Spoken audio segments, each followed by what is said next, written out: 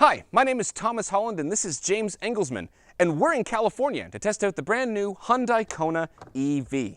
Yes, and we're very interested to find out if you can own a car like this and still be considered a driving enthusiast. So we're going to take it on some canyon roads to test that out.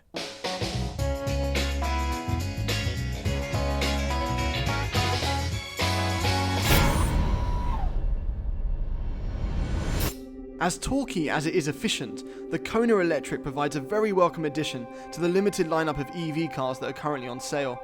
Never did I think to couple the concept of market disruption and Hyundai Electric in the same sentence, but it's hard given the numbers to see it as anything but. Objectively a more upmarket package than its petrol counterpart, the Kona Electric storms into a dinner party of EV cars like the Kool-Aid Man. Oh yeah! Okay, maybe not quite that dramatic of an entrance, but the Kona EV still has quite a lot to say. And it's determined to say it confidently, yet quietly, and maybe accompanied by the slight whine of a well-packaged electric motor. The jury is still out on the styling, however. I actually like the front end, but those wheels can take a hike. Either way, James and I set out on a canyon road to see if the antithesis of the Enthusiast, an electric crossover, can still be fun. Okay, so the Kona Electric, the car whose engine doesn't need to be loud to be proud. This is not the ideal spot to test this car, but you know what? As it turns out, it actually is. Because we have 201 horsepower and 291 pound-feet of torque. To the front wheels, mind you. But it's so instantaneous. The car is immediately torquey. It's the first impression you get with this, but when you put your foot down, it just goes, unless you're at a complete standstill, in which case, even on dry roads, we haven't been able to keep traction. And the car actually feels quite agile. It's honestly impressing me. I wasn't expecting it to be quite as sharp as it is. I've driven the regular Kona. I've driven the Kona, the 1.6, the fastest other Kona that's not electric you can get. And this feels faster and sharper than it in every single way. Right, I turn into the corner like this, and I can feel a little bit of weight in the steering, actually.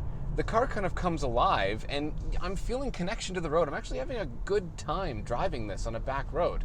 So we've got three driving modes. We've got Eco, Normal, and Sport. So I'm going to put it into Sport mode now, and that should make the throttle really aggressive. So let's see what it does.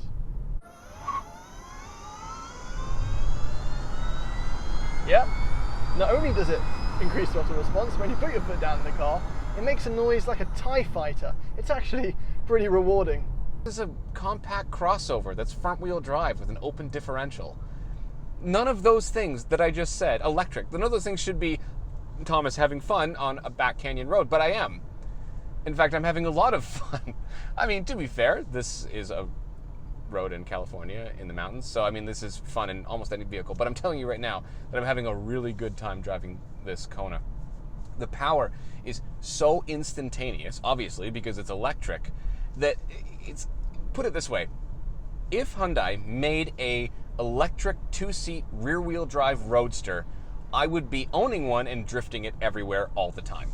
I'm on a back road right now, I put my foot on the pedal, the car just goes, you know.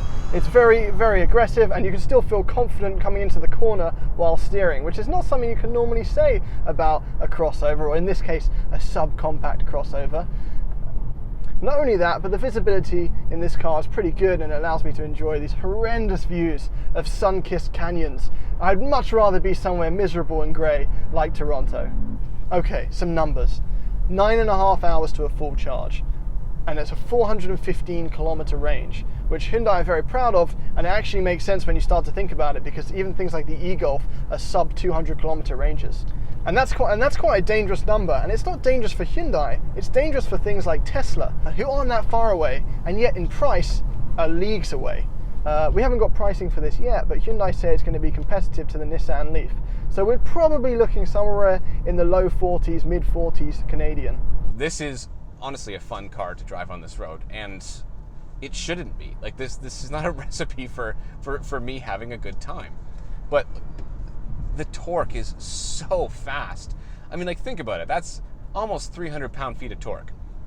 And they've done a lot of engineering to try and still keep it light and maintain the cargo space. So it's really there for you. It kind of has like a high-pitched, you are applying power sound, which is really cool. And there's obviously a synthetic noise outside to let people know that you're coming up to a stoplight so you don't hit anybody.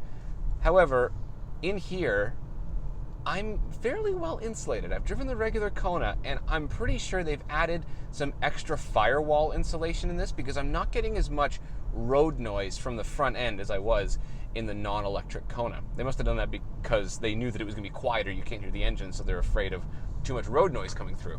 There's a modernity and a sophistication to the inside that the other one didn't have. I thought the petrol version of this car kind of had like a drunken, hungover rental car decision made in Spain feeling about it. Whereas this is a car I'd be much more proud to own. But it's not just sophistication you get with the interior, there's also a lot of tech.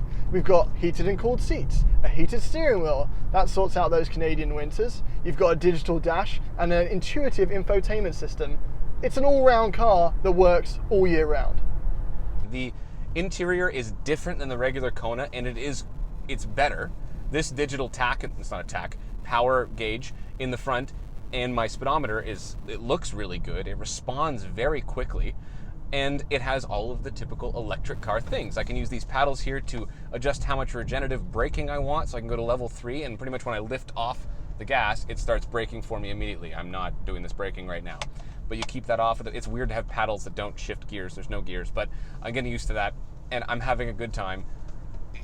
You know what? It doesn't get old. If you've never driven an electric car before, the first time you do it, the first thing you notice is that instantaneous torque. You probably hear other people, journalists, whatever, say instantaneous torque, but you don't really know what that means until you actually get in an electric car and put your foot down, and it is literally instantaneous. So it's actually difficult for it to get the power down. There's something to keep in mind as well. If you were doing this in a snowy climate, you would definitely want a good set of snow tires and a very careful right foot, because you're going to end up with a lot of wheel spin. This being all-wheel drive or rear-wheel drive would make it better. But obviously for packaging reasons, this is a front-wheel drive car. So here's what I'm going to say to you, Hyundai.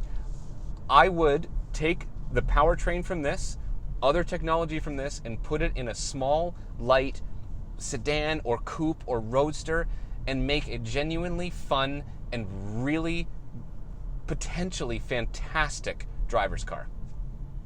This is a fun car. I mean, as a driving enthusiast, I don't know if this would be the type of car that I would buy, but if I needed a two-car solution and I lived in the city, I'd have my Miata or whatever it is for the weekends, and then I would have this as my everyday car. And maybe California's got to me a bit, but at the risk of seeming pretentious and betraying my own identity, it makes me not worry too much about leaving the petrol days in the past. So clearly the Kona Electric surprised both James and I. It was full of energy and void of emissions guilt. If it did nothing else, it made us just a little more open to the idea of small electric sports cars, which we are sure will be coming in the near future. So make sure you subscribe and hit the notification bell, because Throttle House has lots more first drives, full reviews, and versus videos coming your way. See you next time.